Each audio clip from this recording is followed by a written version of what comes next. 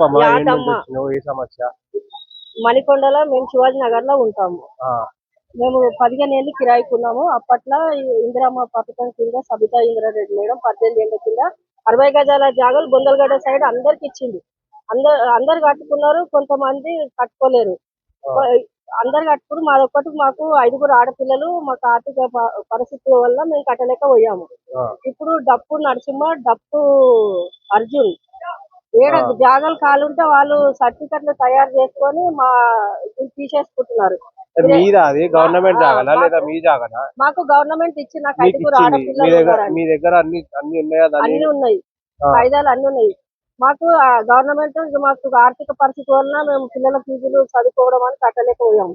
అది ఓపెన్ అంటే మీకు ఉన్నందుకు జాగ ఇచ్చింది ఎన్ని గజాలు ఇచ్చింది? 60 గజాలు 60 గజాలు జాగా. అది కట్టలేకపోయినందుకు ఇప్పుడు అర్జున్ వచ్చి మాది జాగాని సర్టిఫికెట్లు 2 రోజులలో తయారు చేసి కొట్లాడుతున్నాడు. అర్జున్ ఎవరు డప్పు అక్కడ? అర్జున్ శివాజీ నగర్ లో ఉంటాడు. ఏం చేస్తాడు ఆయన అక్కడ? ఆయన ఏమైంది? డప్పు కొడతాడు. ఆ, ఇక ఇప్పుడేమో ఎవరు జాగాలు మీరు కాలేదు. ఒక పోలీస్ స్టేషన్ లో కంప్లైంట్ చేయాలి మన మీ దగ్గర పోలీస్ జాగా స్టేషన్ లో ఇచ్చినాము. అక్కడ కూడా సార్లు వాళ్ళు మాకు ఏమని హెల్ప్ చేస్తున్నారు. మరి ఇంకా మాకు 20 రోజులు అవుతుంది, ఇంకా ఏం ఆ సమాచారాలు ఏం లేదు ఎట్లా అన్నట్టు. అటు ఇటు అడిగితే ఇక్కడ క్యాంపస్ ఇప్పుడు ఆడ దరఖాస్తు పెట్టిరు కదా సీఎం క్యాంప్ నడుస్తుంది. అక్కడ వరకు సార్లు కూడా హెల్ప్ చేస్తున్నారు, కానీ కొంచెం లేట్ అవుతుంది అని చెప్తున్నారు. 18 ఏళ్ళు అవుతుంది సార్. 18 ఏళ్ల నుండి ఇక ఈయన అందరు అమ్ముకున్నారు. 2 3 వచ్చినాయి ఒక్కొక్కరి ఇళ్ళ. మాకు ఒక్కటి ఆడపిల్లలు ఉన్నారు, సబితా ఇందిరారెడ్డి మేడం ఇచ్చింది.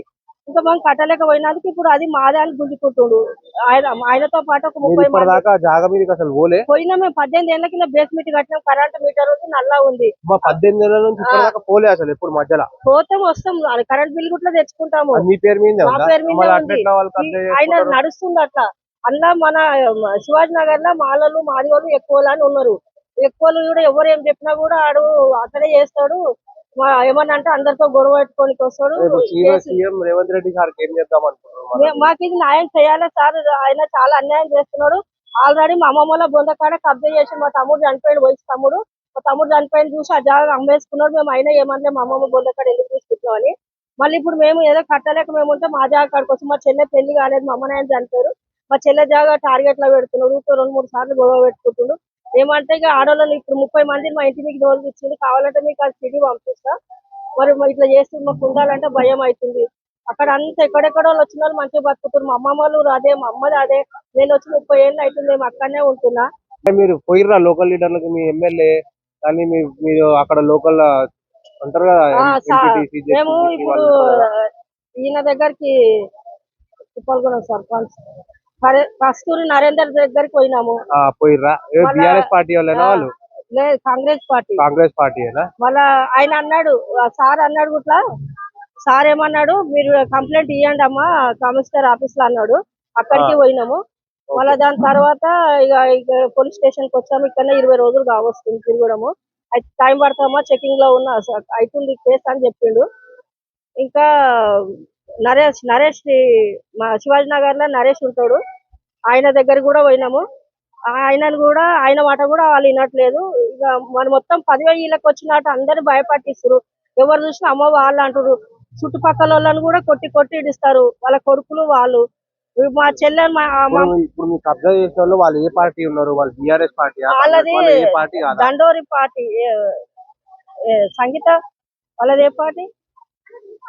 పార్టీ లేదు, ఇండివిజువల్. వాళ్ళది ఏ పార్టీ లేదు. ఏమంటే మాదిగోళ్ళ మీద కేసులు పెడతాను భయపెట్టిస్తాడు అందరినీ. వాళ్ళు మాదిగోళ్ళ మీద కేసులు పెడతా అంటే ఆ భయానికి ఎవరు వస్తలేరు. కనీసం అయినా 10 15 ప్లాట్లు అలా పెండ్లాలకు ఇచ్చిరు. ఒక్కొక్కరికి ఇద్దరు పెండ్లాలకు ఇచ్చిరు, కొడుకులకు తీసుకున్నారు.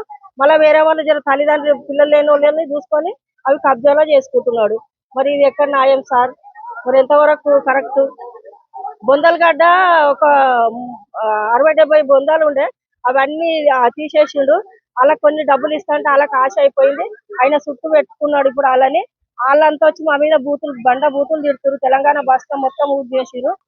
కెమెరామెన్ రెడ్డితో బాలా.